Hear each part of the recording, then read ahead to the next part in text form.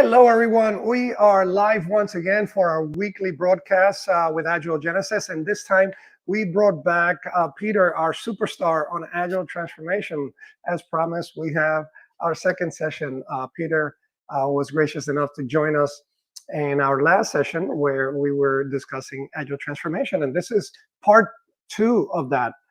But for those that were not able to attend the first session, Peter, would you be kind enough to introduce yourself and tell us a little bit about what we are doing here today, please? Sure.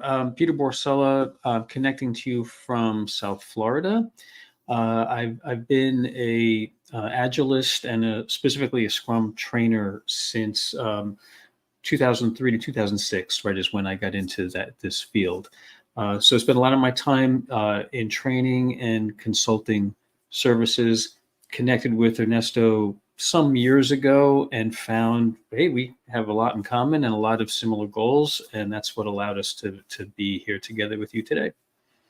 Thank you, Peter. And you skipped the best part. Over those years, we built a beautiful friendship that goes beyond collaborating in an Agile setting. Peter is the founder and president of Winnow Management. I am your host, Ernesto Custodio, founder and president of Agile Genesis. And we are constantly collaborating, whether it be in customer engagements or in giving back to the community or creating content such as this, just to make sure that we reach out as much as possible to provide agility to organizations and individuals. And on that note, let's do a little bit of that, Peter. We are going to pick up where we left off. And just as a quick refresher, I'll try to summarize this in 10 seconds, right? Last time, we were covering the topic of Agile Transformation and what that is. And in doing so, we outlined the major steps, the major phases that organizations should consider that they're going to hit at some point. They need to define the problem, and they need to train the individuals. They need to coach the organization and those individuals involved. And then they need to consider how they're going to expand to make that cement across the organization. It so happened that we had so much to say in the first session that we got the assessment part covered, right? So if you haven't seen that, if you're watching, make sure you go back to our podcast and listen to the session on assessments. How do you get leadership buy-in? And how do you define the tipping point? How do you know what you're going to be solving? And then we decided that we were going to have a part 2 where we were going to focus on Agile training and what that is. And who better to talk about that than Peter himself, who's been doing this for decades at this point. Peter, I'm going to put a double digit on that rather than for years, right? So first, Peter, the more we connect with our audience and with folks out there, the more I realize that we assume a lot from our viewers. We assume that they understand what Agile training is, that they understand what Agile is. And we shouldn't, because I get a lot of questions that are foundational in nature. So why don't we just spend a minute describing what Agile training is about, why and how that happens? That's a good way to start us off, Ernesto. It's something I've thought about for many years, and I still wonder about this question. Well, the broader question: why training at all? Like, why can't I pick up a book, and read about that, and then use that to move forward? And I think that there probably are. Well, I know there are, right? There are some people who can pick up a book and read through it and understand it so well that they can go ahead and start executing, right, implementing some of the things that they've just read.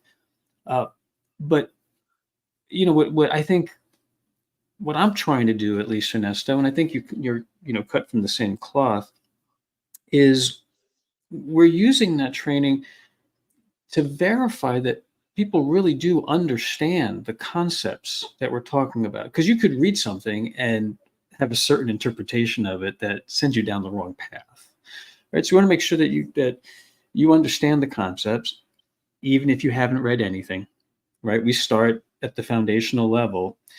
But the other aspect of it too that we focus on in both of our approaches to training is yes, the understanding, but I would add to that, what are the things that you can't get from a book? And that's where I think it makes the big difference. For instance, if this is new to the audience, right? The Agile Manifesto, right? The Agile Manifesto for software delivery, right?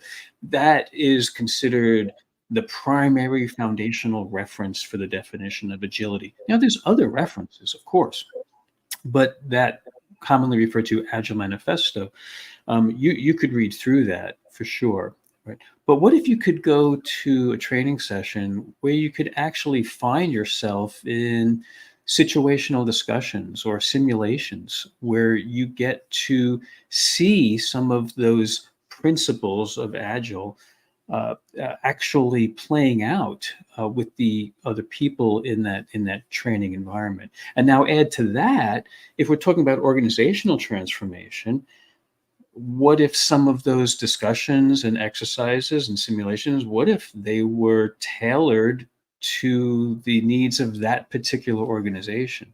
Right now, you have this really stark difference between knowledge that maybe you can get from a book and knowledge that you could apply, right, after being in a training session. Sorry, that was a long answer, Ernesto. But a very good one. And I think it's not said enough as to why agile training versus a book, or just listening to a video or watching a video that might give you that information. I think that's well said. If I could help with an analogy for that, I sometimes think of it as driver's ed, right? When we were learning to drive, we read the driver's manual. We read that beautiful guide from the DMV that we all sort of learned the rules, but we still had to get behind the wheel in an isolated environment where we were free to run over things that weren't going to be a danger to anyone. And then there was going out to the road. That's a whole other conversation that we probably should have past the training period. But this idea that training is really about trying to simulate as close as possible the environment that you're going to be in when you are done with the class, right? And I think Right. you described that very well.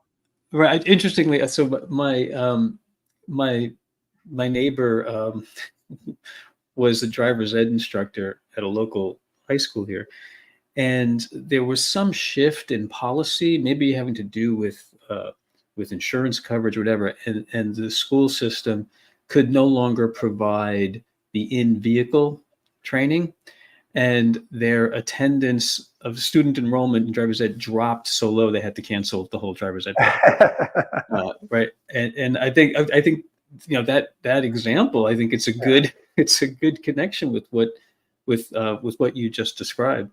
And I'm sorry, you've drawn me down this path of like the reality of this, and I've kind of lost my place about what we were talking about, Ernesto. What was this? I got distracted too because I just saw Chad come in. Chad, if you're still in, thank you for coming. I understand that you have to drop off. I appreciate you dropping in. Okay. If others are in the chat and we have not seen you, you do need to send us a quick message, a hello. We love seeing you. So just send that in so that we know that you're on the other side. And of course, send us questions, comments, reflections as we go through these. Right. So, okay, so if I can pick up on what we were talking about, because I can head down a side path very easily. So I think part of the value that we can address, particularly if you have a specific organization that you're working with, because we also offer public classes, right, where you can get a mix of people coming, which is a great experience to see what others are doing in their organizations. But if you have that opportunity to have a training session that's more private, just with the particular organization, one of the questions, like I always ask before we even start, is, so what do you plan on doing with this information after the class is over? Like if you take a driver's ed course, it's pretty clear what's going to happen, right? You're going to go and get your license, and so that you can then go ahead and drive, right? So, it's interesting for me when some responses I get are, unfortunately, well, I hadn't really planned on doing anything with it. It's more of like an academic exercise. But, okay, that's interesting, I guess, but not planning on doing anything. But the ones that I really enjoy working with are the ones that are like, well, after this training's over, I'm expected to actually go and, let's say, run my first sprint, let's say, for example. Right. Okay. Well, now it really heightens that attention of practicality, and it allows us to even say things like, hey, when you leave here, don't forget you're going to be expected to do this. So let's make sure you really get it. And that's a great point. There were so many things going through my head as you were saying those. So I'll try to play that back or play it back. And one of them is you mentioned we have public classes and we have private engagements or private classes. And you described them well. Just one for the viewers to be able to grasp that concept. You could go to any of our websites or we know management or Agile Genesis website and sign up for a class as an individual. You come into our class and you'll be joined with other people from other organizations, and we're working through that curriculum, giving you the information, and you're getting to hear from other people in other organizations about their challenges and how they might be addressing those and what we recommend, as well as the material and so on. That's a public class. And you can do that for any of our classes, right? Whether it be Scrum Master related, product owner, leadership, and so on. But you might be an organization that is undergoing a transformation. And at that point you said, hey, I've got hundreds of people, or maybe I've got 20 people that I want to train. Rather than sending them individually to classes, why don't we bring the instructor to us? And that way everybody is learning together around the same material. When we do that, we do customization. We create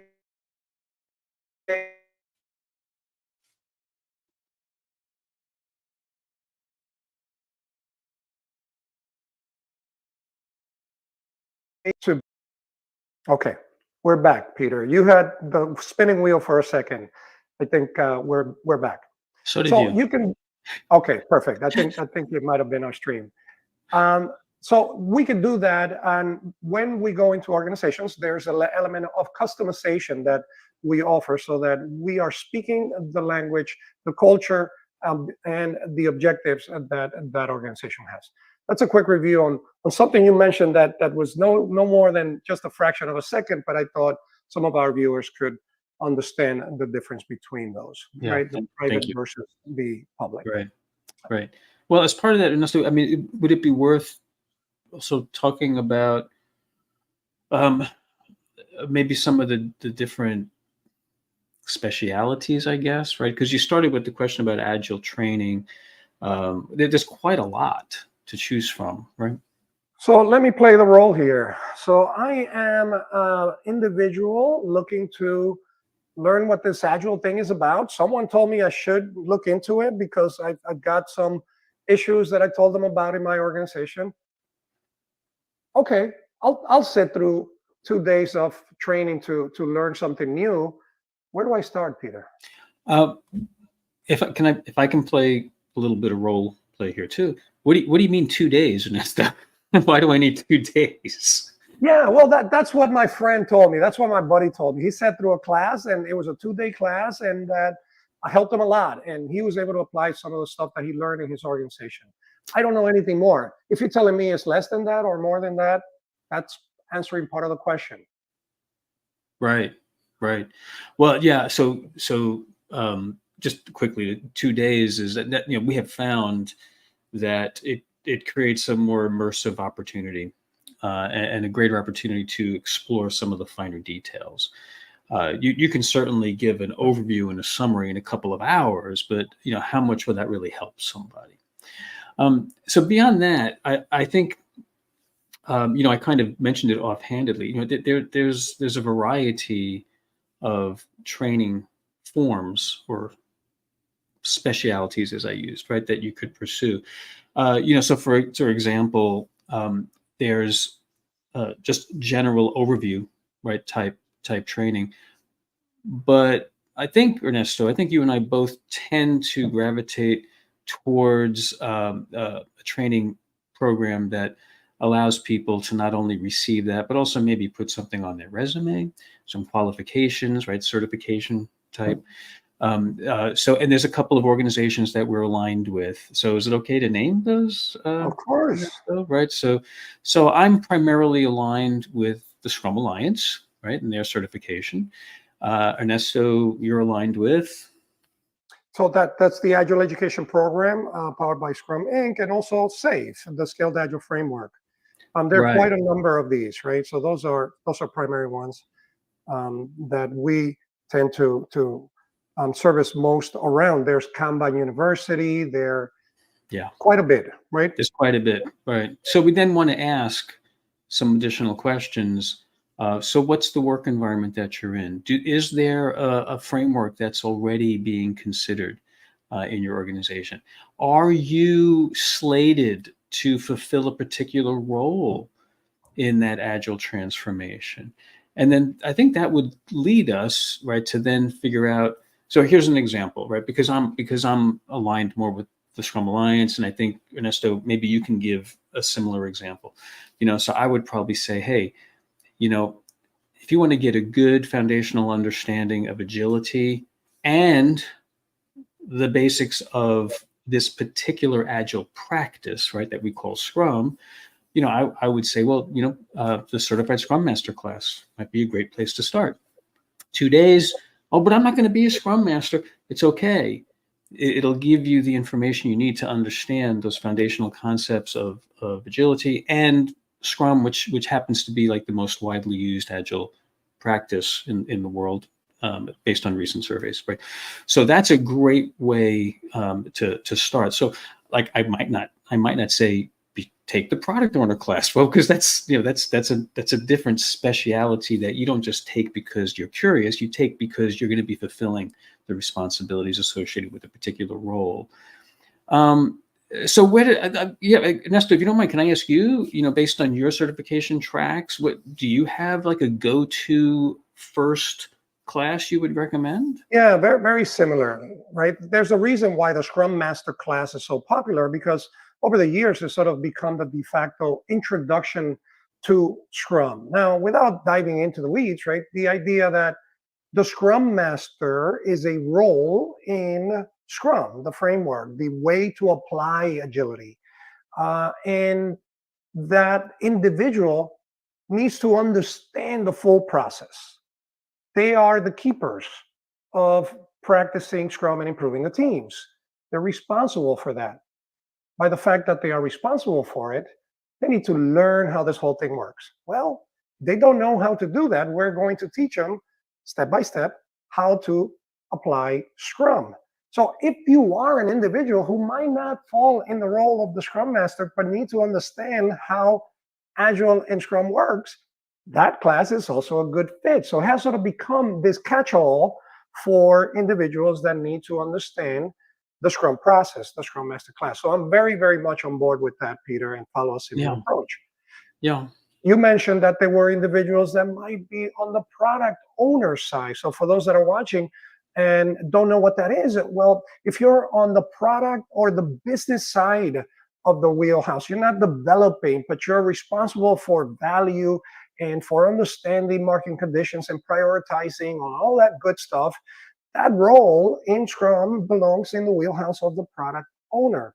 There's a class that, just like the Scrum Master teaches the process, there's a class that teaches how to do that effectively in a Scrum team and in a business. If you are a leader, that is the person who might hold budget or has a number of teams that you're responsible for in a larger form, there's Agile leader. So there are different roles, different classes, different curriculums for that.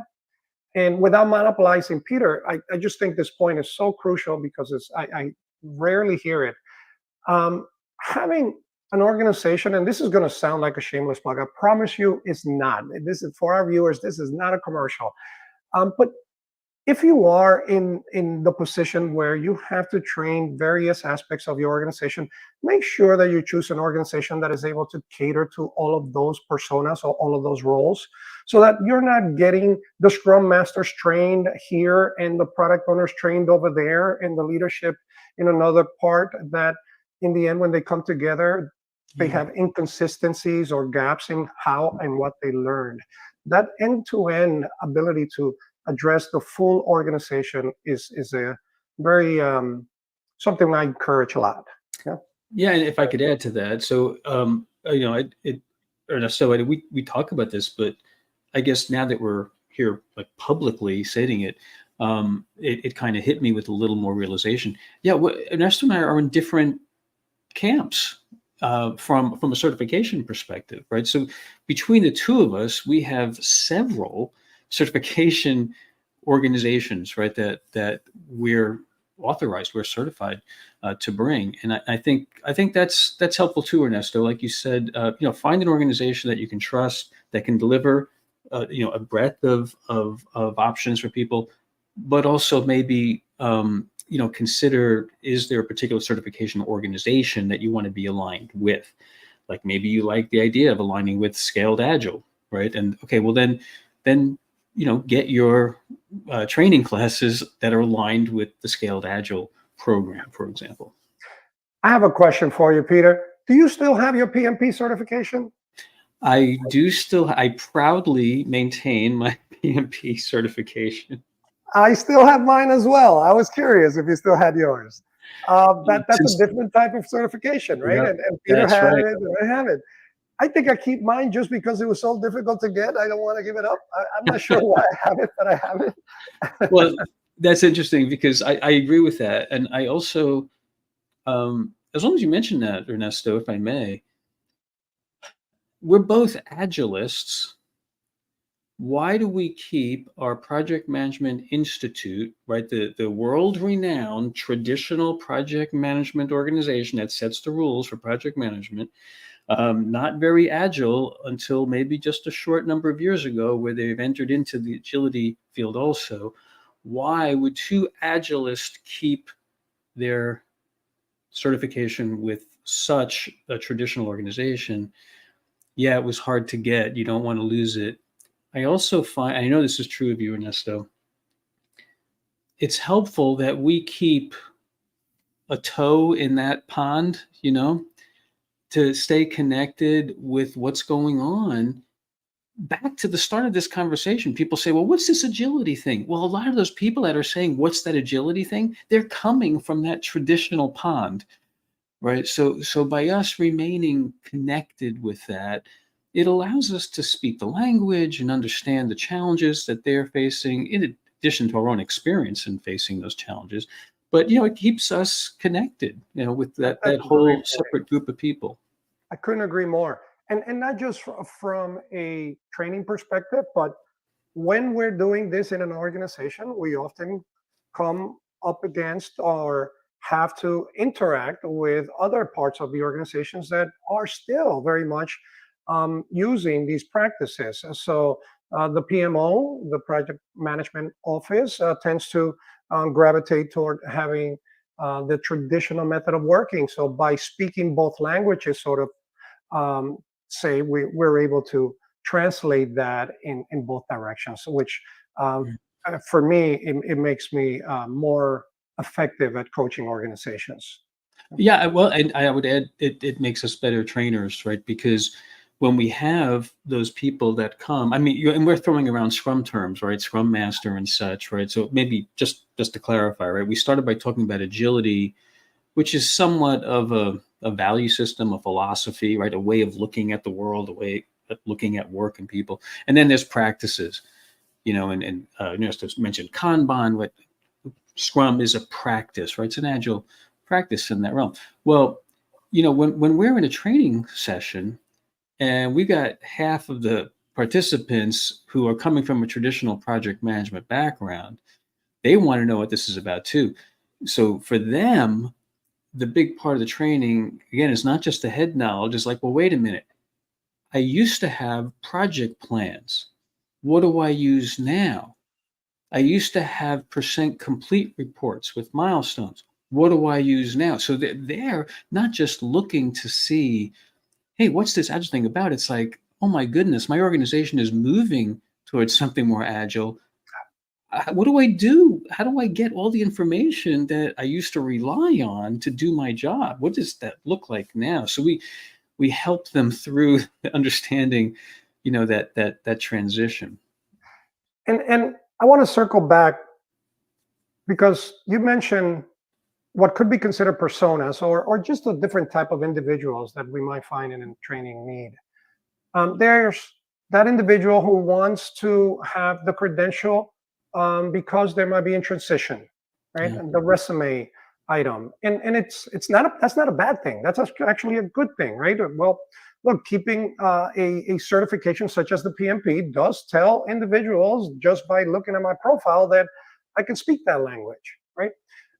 In the same manner, a certification in Agile could help individuals get in the door or have that on their resume. Then there are individuals who are in the trenches doing this and really need to get it right. And they come to class, and these are the individuals that are asking a lot of questions about their environment, and we're answering and connecting the dots for them, because for them to do it from a book would just be significant work. They rather get it distilled and, hey, look, this is how you can solve these problems. I'll give you several scenarios and how they were applied, right? And then there are the actual individuals that are collaborating together in an organization that need to do this together, and they're coming into a class, such as a private class, and then saying, hey, look, this is our product backlog, or this is our list of items for us to work on. Why aren't we able to deliver? And so, well, that requires, and we work through the class with their particular actual items. So 3 types of personas. There's probably a 4th in there. That's the individual who is thinking about applying this in their organization. They might be a manager. They might be a C-suite individual that wants to make sure that they understand what they're signing up the troops for, right? So the different types of personas, matching that with now what our audience has heard as far as the different types of training. So Peter, what might a student hear in an Agile training, whichever one it might be? How does that work? How do you get me to understand what makes this different than what I might have sat through in my high school class? Right? So I was tempted to answer it from my perspective, but let me try to answer it from what we've heard from our participants, from our students. Including things like, this is not like any other training I've ever taken before. Well, okay, why is that? Well, I'm used to going to a class environment that's like a classroom, meaning I sit, I listen to a lecture, I take notes. Maybe there's a Q&A session, where I can ask some questions. But what I'm experiencing here now is exactly that. It's experiential, right? It's yes, I'm hearing some information. Yes, I'm taking some notes, but that only lasts for 10, 20, maybe 30 minutes tops. And now I'm being asked to apply it in an exercise, to create a virtual team, just for the 2 days of the class. I now have my own little team that I'm going to be working with, and we work on problem solving, and we work on exploring options that we might have to face. We work through some of the individual challenges, right, that we're experiencing, all under the oversight, right, of the trainer, who's making sure that we're still staying within the boundaries of the class and don't go too far off course. But I guess the practical aspect, I think we're both rather pragmatic, Ernesto. I mean, we deliver certification classes, which means there are some things we have to communicate. There's no doubt. But I believe we both try to do it in a very pragmatic way, meaning, right, okay, but what's the practical implication of this? And let's practice it, right? Why can't we do that here in class? So we create these simulated situations, right, where we can practice it together. Case studies, exercises, simulations, etc. Simulation. So in one of the classes, for example, we go through a sprint simulation where individuals get to actually build something based on the certain parameters that they're given, and they're working through what they're learned and how they're going to be applying that when they come back, right? Cementing that knowledge. The case studies are another great example, as you mentioned, right? The idea that, hey, this is evidence-based, right? Don't take it from me. Let me show you what the evidence is about this working. A lot of the stuff we teach, it's actually very counterintuitive. If I told you and didn't show you, you would not do it. You have to experience it, right? This Yeah, idea of multitasking that we've all sort of grown up in the business world thinking it's a great way of working, and it turns out it's a highly inefficient way that where we lose productivity at a clip of 20% per multiple items that we take on. You have to experience that, because if I just told you, you're going back to your old yeah. habits tomorrow. Yeah, that's a great example of looking at the study that says you're losing productivity versus going through a simulation where you realize, oh my goodness, it's true. It's not just theoretical. Yeah, and that I think is where explaining it falls short, because it's an experience more than a class. Yeah. It, of course, has everything you said, understanding the fundamentals, understanding the theory, but that's one part, right? Then there's the exercises, and then there's the evidence that goes with that. And of Yeah, course, the maybe material that we laid on that. Please go yeah, ahead. maybe we should stop calling them classes. We should start Yeah, that's calling a great point. I them don't know two-day what the right experiences. term. Yeah, what would be a right term for that, Peter? I would love to hear your thoughts on that, because I think a class doesn't do it justice. I like experience, a two-day Yeah, experience. Yeah. yeah, I actually like that. Yeah, a learning experience. Hmm. Huh. And then there's a material that we layer on that, right? The amount of information. Now, I think you were being modest. I know you were being modest when you put the 2 day versus a few hours, and you can get all of this in a quick hour, in a quick set of hours. Because I know your material well, you know my material well.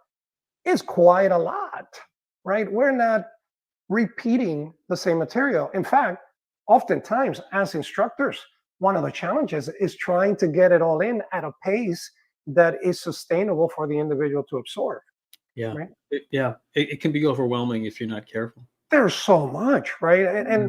And for example, in my classes, individuals learn lean waste management as well, something you don't get from the Agile related content, right? It is highly related because it's foundational. But if you read the Agile Manifesto or read a Scrum book, you're not going to get the Agile wastes. Get scaling. You get distributed Agile collaboration, things relating to today's environment. So Mhm. there's quite a lot that we, and maybe to an extent, we should, I don't want to say it's too much, but we just try to add so much value to it that it does require us to take the time to deliver that. And that's where that 2 day comes from, sometimes 3 days, depending on the class, right? Yeah, and that's what I've heard. One of the most common pieces of feedback I've received is, "I wish we had a third day." I Yeah. can't give you a third day. This is what they're saying. I don't have 3 days. They're saying, but it would be great if we could spend a third. No, so I just noticed someone.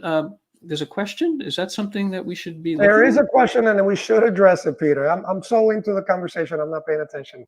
What does that say? Let's say you're explaining Agile to someone unfamiliar with the term.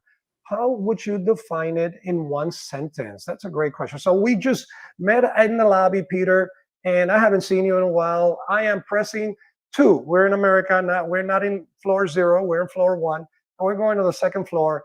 Peter, you're in this Agile space. What is that? In one sentence, I would say it's an alternative to some of the traditional project management approaches that you might be used to using, that focuses more on team-based incremental deliveries, as opposed to long stretches of time, before you get to see things, and where people are siloed. We bring people together into teams, and they complete increments of delivery progressively as the time moves forward. I think that had a lot of commas and dashes, but it was all one sentence. We could string that together somehow. I Where could my have kept grammar going. teacher would give me a beat, but she would understand. That was something, and you know what? I don't even like that description, because my description was more about the practice and the results, and not about the philosophy. You know, Yeah, um, that's a great point, right? And we go back and forth on that. But if we tell people it's a philosophy of working differently to deliver product, okay, and now they move on to the next person in the tea party. Um, but when we get into what this is, that's where the appetite lies, right? So I would say that Agile, it's an approach to working differently that is going to deliver customer value at a faster time with higher quality. Okay. Can I make an adjustment to that? Please do. Um, Faster time. How about early and frequent? Would that be I okay? love that. I love that. Because even the word incremental is loaded. People have to unpack that before they understood what we said. So I love that, right? Explaining it or Yeah. saying it in those terms. Yeah. Yeah. Yeah. So now I got to think of a one sentence answer that is more philosophical. So delivering value early and frequently. I like that. Yeah, yeah. I think that that encapsulates it. And then we've been talking about Agile, we've been talking about Scrum, we even threw Kanban in there for purposes of those that might be familiar with it. Then there's Scrum, which is really just how do you make this work at work? How do you apply this? We call it a framework, right? Because it's got just the minimum structure to make sure that you stay on that Agile path, that Yeah. different way of working, right? Right. Right. Great question. I love it.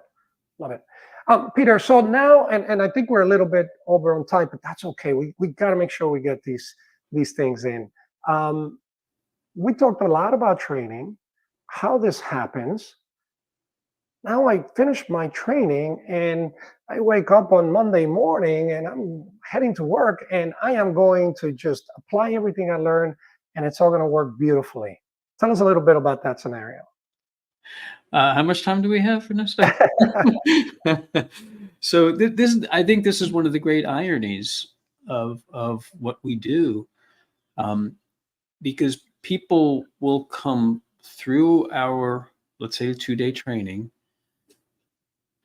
excited, passionate, ready to apply the things that we've discussed, and they hit the floor running and slam into a wall because they're now facing the reality of the workplace and all those exciting plans about what they're going to do next run into challenges that, whether they anticipated them or not, it keeps them from executing and deploying all those great things that they had in mind.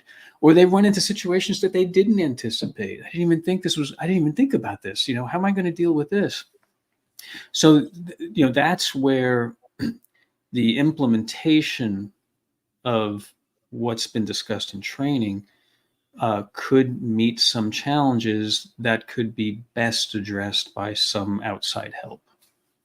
Outside help, and that translates into a coach in the industry, right? That's what you would search for when you're seeking that expert, that individual that will work with the team or with the individual in applying this in the real physical environment that they're in, right? Right, right. And specifically, we're thinking about coaching, right?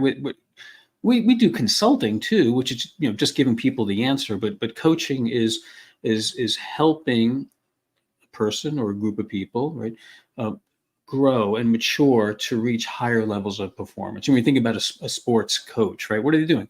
They're helping individuals and teams, organizations to reach higher levels of performance. And when I say performance, I don't mean delivery necessarily, right? Performance could also be uh, uh, adopting, right, new ways of thinking, new ways of working, that could lead to improved delivery. I would expect that too, right? But it's not just get the product out the door, right? There's a whole, I guess, spectrum of considerations. What does it mean for us to improve and get better? Particularly, so back to the first session, the Agile transformation, right? How do we move along that path now We and address? defined the problem originally. What is that problem statement? What were the things that defined what success looks like, and how close are we getting to that?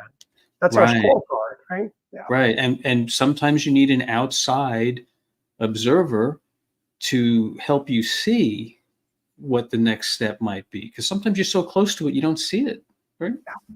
And that's a great point. You use the sports analogy. Now we're segueing into coaching, and we might circle back to training, but I think we covered that pretty well. I said we're over time, but I think we're going to let this go the full hour, Peter. And if we need to edit it for purposes of the podcast, we can do that. If you're okay with that, I'm okay with that. Yeah. Okay. Perfect. So, in relation to coaching, when we talk about a sports analogy, my question to leaders sometimes when we meet and are debating whether they need a coach, whether it's internal or an external, that's not the question. Every team needs a coach. How many teams go to the big game without a coach? The answer is zero, right? If you want to just play locally and have some fun, well, don't get a coach. But if you want to win, you have to have a coach. The question is, do you have that coach internally, and that individual can help the teams? And if you do, that's what we strive for, right? I often say that my job as a coach or as an Agile service individual is to put myself out of work as soon as possible, because we want to create that self-sustaining organization. That is what we work for. So if you have that individual and that person is comfortable and has the right skills, you're one step ahead. If you don't, you absolutely need that individual that is going to boot up the teams, that is going to identify those champions, that is going to work on mentoring and getting those individuals ready for self-sustainability or self-management. What are your thoughts on that? Well, a couple of things, if I may. So you made me think about the personas for training, the people that come to training. We also know we've had Agile coaches from the organization come to our foundational training because they've been doing it for a while and they need to be reinforced. They need some confirmation. They need some specific questions answered. So even those experienced organizational coaches will come to that foundational class, right? I've even seen them say like, "Oh, right, I can't believe I've been doing it this way for so long." Yeah, there's a better way, right? So they even come to pick things up. But who are those people that are the organizational coaches? So if you keep with the idea that our intent is not to stay forever, right? Our intent is to help, and then you don't need us anymore. Who are they now? So I've seen a couple of variations on this. I'm curious what you've seen, Ernesto. So the most, I guess, probably the most common, of what I've seen, particularly if you're not a huge organization with tens of thousands of people, is within the team-based model, and it's typically going to be Scrum, but it could be Kanban. Right there is someone who is meant to be the coach for that team, and in Scrum we call it the Scrum Master. I'm not sure if there's a title for that in Kanban. Maybe you know that, Ernesto, but maybe we can just call him the Agile coach, right? So they're the person that's focused on that small group of people to to help them achieve that growth that we're talking about. I've also seen a variation of that where, yes, there are the local coaches, if you will, like a Scrum Master, but there's also like a support organization, and maybe the equivalent in a traditional organization would be the PMO, maybe, right? But it's another support group that are the experienced experts in Agile and the particular practices, and they provide a coaching mechanism, right, that goes even beyond what the Scrum Master might be providing for that local team. They have a bigger picture of where the organization is going. So the local coach is maybe focusing on that team's growth and their ability, but the organizational coaches are thinking about, yeah, but we want to, as an organization, move to this whole next level. So how can we help those teams understand some of the things they need to consider to grow in this larger perspective? And Yeah, maybe more than those two. I think those are the most common models I've seen, Ernesto. yeah. They're definitely quite a combination of variations in those, right? Even with that small amount of variables combined, the way those get combined, right? So you mentioned the organization. For familiar terms to individuals, that might be the Agile Center of Excellence, that might be the Agile practice, that might be the PMO. It might be even the customer success team, right? In some organizations, the internal team that is catering to making sure that the customer is right, and that becomes the product organization is one of those. But having that overarching, whether it's a single individual, depending on the size of the organization, or whether it's a team, is critical. So what you're pointing out is that there are potentially multiple coaches within an organization. It's not a coach. You would have a team coach, to your point, and then you would have an organizational coach. And in some cases, you have an enterprise coach, which is even larger in that case. And we're looking at all of the moving parts, because everything we've covered so far, from the assessment all the way to the training and now on the coaching, and it doesn't have to happen sequentially in a phase gate approach where we close the door. We are, just like everything we do in Agile, we inspect and adapt, and we might circle back now, targeting another group of individuals, another team, and applying the lessons learned to how they're going to be assessed, to learn, and to implement this. Right, right. So when we get called upon to help as a coach, right, that we would experience those same variations. We might be called in to help with a single team, work alongside the scrum master that we just picked, right? Because we want the scrum master to get really good at this. And maybe we work with them for a few sprints. Should I use the word sprint? Because we haven't gone over that. Maybe for a couple of months, we work with them. And then other times we get called in, say, hey, we have 8 teams that are all coordinating together, like in a scaled agile model, right? And we have a need to help us understand how to coach how they collaborate together. And for those of you who know this, what we're talking about, release trains and things like that. But we need someone at that large level. And then there's even times we get called in at the executive level, right, to coach that leadership team to understand what do they need to do differently, how do they need to change, so they can provide the direction to the rest of the organization while maintaining the agile intention of that transformation. And that leadership, who's responsible for the transformation itself as a guiding coalition, will then own the responsibility of identifying the areas in the organization that can now benefit from those wins that were applied in one small part.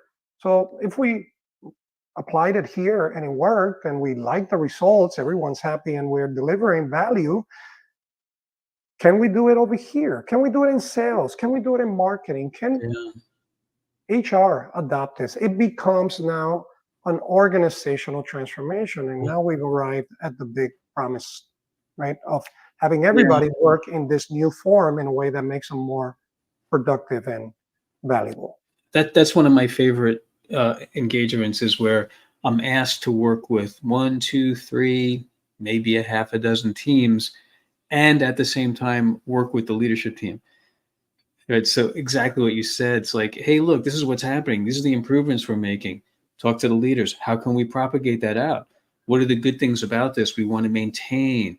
Do we maybe even want to establish some agile governance, right? So some minimum expectations for any team, because what we've learned is like 5 or 6 things every team should be mindful of and uphold, right, as they're proceeding. Now we can launch more teams with that. So I think that goes back, right? So our early discussion, leadership support, high level support of all of this.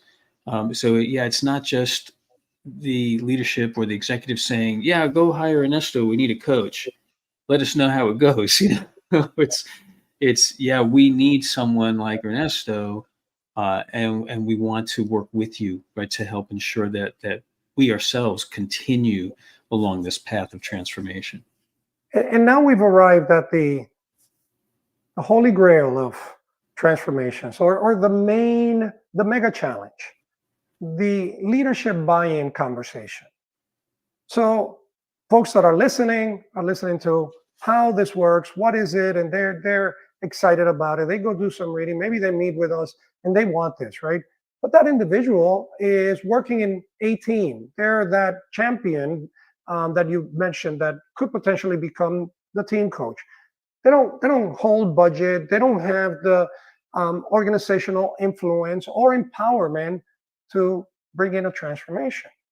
They understand that they need to change because they understand they're on the ground. They see how the individuals are working and how much waste there is, and we need to improve. And by the way, we have a deadline coming up, and we're not going to be meeting that deadline at the rate that we're going.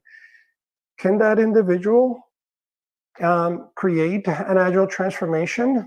How do they enlist the leaders in doing this? What we call the buy-in. How do we get leadership buy-in?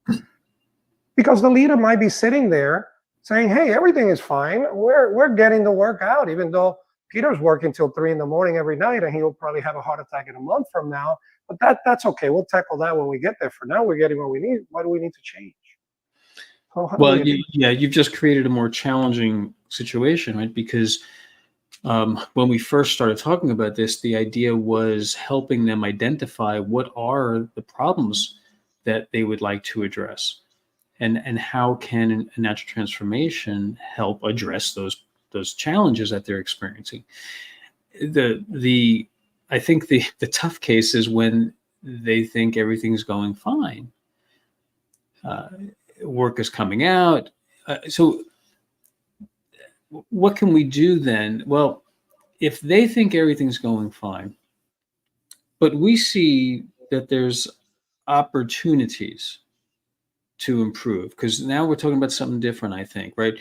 Because in one case, we're talking about problems to solve, and in another case, we're talking about opportunities to improve. So what I would want to start to understand then, what are the communication avenues available to me and to my team, whatever I'm working with?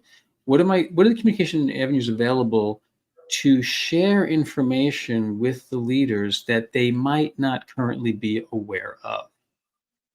And finding either the chain of communication, or maybe there's a champion, right, that you can tap. And it might take some experimentation to understand what's the type of information that might get their attention here. So really simple. I just make this up, like, hey, since we've begun the Agile transformation 6 months ago, here's the changes that we've seen. And let's write the positive changes, because the negative things, the things didn't work out well, we address those, right? But here's the good things that we've seen coming. We think we can achieve the following if we can execute on this idea, let's say. So the idea is, what would leadership be interested in seeing that could validate their thoughts that everything's going great, and what additional information are they missing to see how, but we can be even better. And Ernesto, I think this is back to Cotter's thought, right? I think it was Cotter, or maybe it was just us talking about it, right? Where do we see the biggest opportunities of transformation? Active desperation, that's not what we're talking about. Visionary leadership.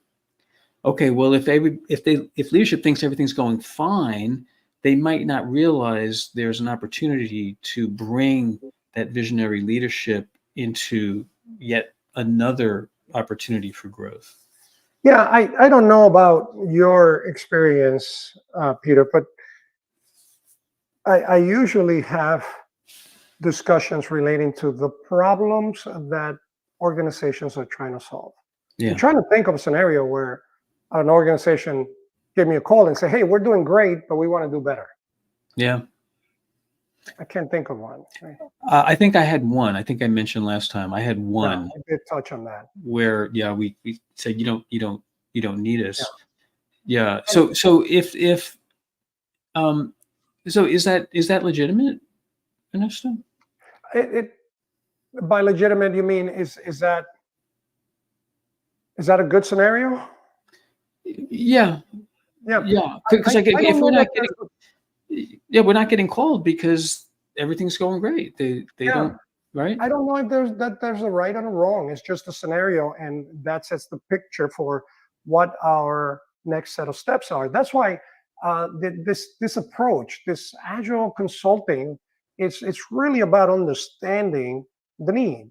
It's really about understanding the goal. It's a very goal-oriented approach, and everything that we've discussed is with that goal in mind, and it's crafted and it's adopted based on that. You can't just take it off the Yeah. shelf and plug it in, and why there's an entire industry around this with different approaches because there are different needs.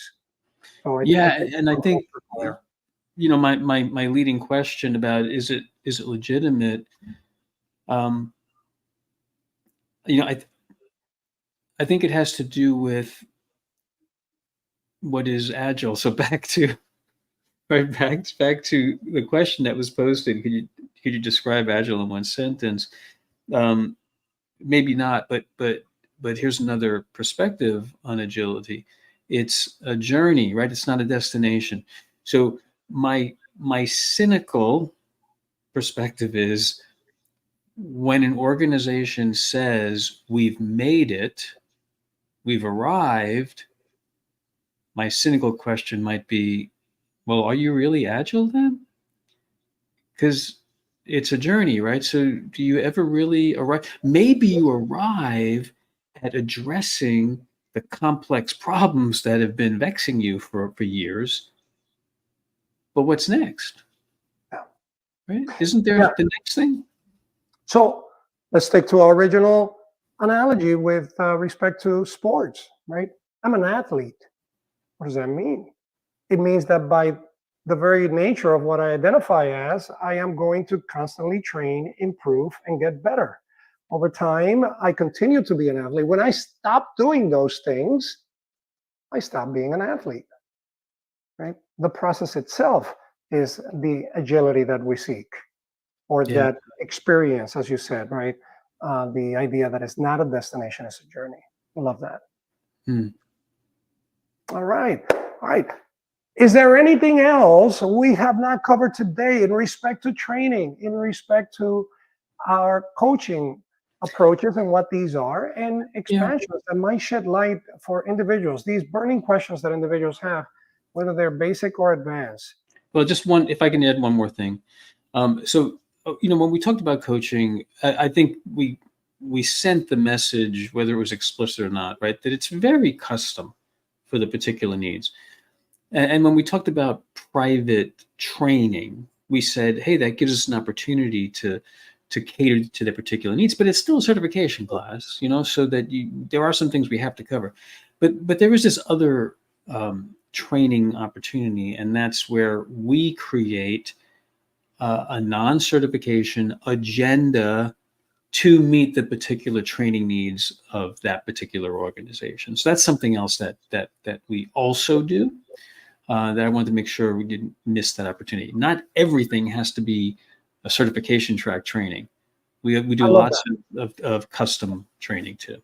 And I want to emphasize something you mentioned, right, relating to the experienced individuals, the agile coaches. It's not about beginners, right? We had a conversation introducing Mhm. what this is for the folks that might not be familiar with, but in many of our classes, and we have advanced classes, Scrum at Scale, SAFe classes, they're pretty advanced in terms of how do you do this in a very large setting. You've got advanced, literally classes that have the name advanced in it for even Scrum Masters, right? Yep. The idea that this is for every individual to have the opportunity to continue to grow in where they might be at the time. Right. Right. Right. Now, Peter, here's a question I've been pondering. I'll throw a tough one on the table. Right. You got an individual who says, "Look, Peter, my team is producing, but I'm really tight here in a time period that I need to develop. In order to get there, I need to double my team's ability to deliver. I don't have the budget to expand them, but I need to make them twice as productive. Can you help me do that?" Yeah, double all of your estimates, and when you then deliver, this was funny because Mike Cohn sent out an April Fool's email about how to double your productivity in just a few easy steps. Just double your estimates, and then it looks like you're delivering twice as much as you used to. Um, so you need to double now. Do you mean that someone has set an expectation that I you? I I am looking for this solution, and I know I'm up against the wall. What can you do for me? I really need to get my teams to that higher level of productivity. Right. I don't have Uh, time for a lot of principles and values. I am up against the wall. What do we do about that? well, hold on a second. If you don't have time for principles and values, are you saying you just want to do things differently? I mean, I just want you to get them to be more productive. I need more out of these guys. I mean, I know you work with methods that allow you to increase their productivity. So are we able to get there? And in fact, I want this as soon as possible. I'm sorry, I'm laughing because this is like I feel This like is I'm good on role play, right? I feel like I'm on candid camera. Like, okay, when are you going to tell me what's really What else am I going to throw at you, right? This is the yeah, idea because that yeah, I know it's look, Ernesto, I don't know if I'm going to head down the wrong path here. You'll straighten it out if we need to, but you can see my reaction. It's almost like a trick question. and it is, right? This is about the Oh, magic bullet expectation, right? that's right. Oh man, I'm so glad. I was thinking like, oh my God, is he really looking for an answer? That's it.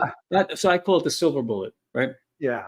The silver bullet, the one thing that's going to solve all your problems. Big mistake. A big mistake.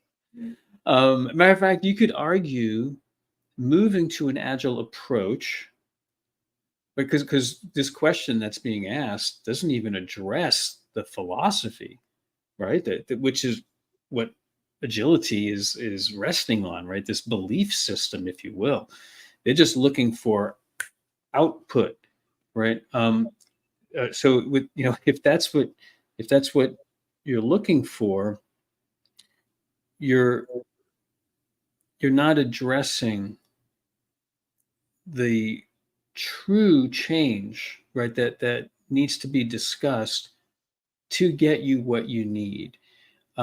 There's no, I was reluctant to say it, but I'll go ahead and say it. I'm going to talk about Scrum specifically. Okay, Scrum.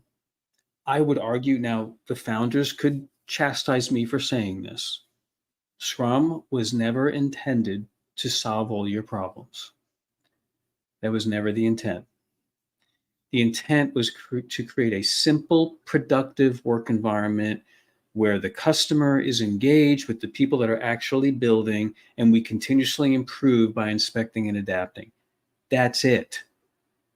That's it. Now, if we could do those things, though, that could lead to some really positive results. But to think that Scrum is going to fix the problems that you already have, big mistake. Scrum actually highlights those problems for you. I like to think about Scrum as like a magnifying glass or a mirror, right? It highlights a spotlight. It highlights. It shows you who you really are. And now we realize, oh my goodness, this is really hard. We've got all kinds of problems that we've been ignoring all these years or covering up, whitewashing them all these years.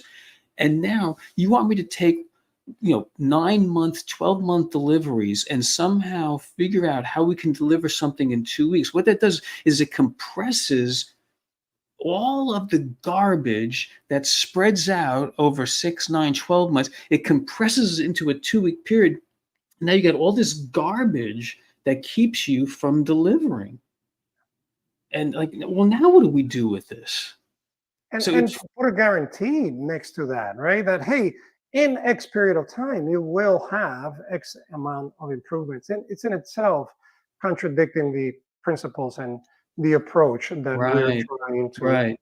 change individuals' minds with. Okay, so why move to this then? Because the expectation is if we're serious about it and we truly want to transform, we use that opportunity where we have all this garbage now to address how to remove the garbage or to fix the garbage so we can then continuously improve over time. And if we're really good at it, that will lead to greater levels of productivity. But And it's the outcome of all the hard work you have to put in to change. and with that expectation, understanding, as you call it, the silver bullet factor, that it's not a silver bullet that is going to solve all your problems, but that is going to shine a light on the things that will allow you to improve. If you are willing to take action on those things that are identified, that are seen as the waste in the process, as the way to improve how the people work, you will see improvement. So it's rare that I see an organization that doesn't go through that journey and doesn't improve significantly. Right. Right. If you're serious and you're committed, then you will see improvements. Otherwise, why bother? If you're not going to see, if you don't expect that you're going to see improvements after all that hard work, why would you bother starting such an endeavor? And this is why Ernesto, I think your question is so important, because organizations that are going to invest in such a transformation, it's a huge investment, financial investment. Culture changing is an investment. People getting upset and not fitting in, right? That costs the organization. People maybe even leaving because they don't like it.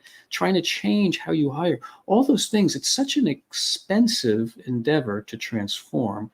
Why would you do that if you don't have some expectation that things will be better? It's just the perspective of it, right? Right. That's the thing. It's like I'm transforming. Why? In order to be better, as opposed to increase the output, increase the output. But hold on, you missed the whole part about transformation. And we got to the output we were seeking, so we're done, right? So Right, we know right, that exactly. that comes with a Exactly. price. Yeah. All right. We have completely gone over the second time box, but that's okay, right? Because we're live, we're having individuals that are viewing this, benefiting from what we're exchanging, and maybe we'll do a little editing here and have it in multiple sections if need be. But Peter, I want to thank you so much for your wisdom, for your time, for joining us again, so that we were able to bring this conversation further. So thank you again. Hopefully we'll have another session in the near future as well. No, it's a pleasure. Thank you very much, Ernesto. Be well.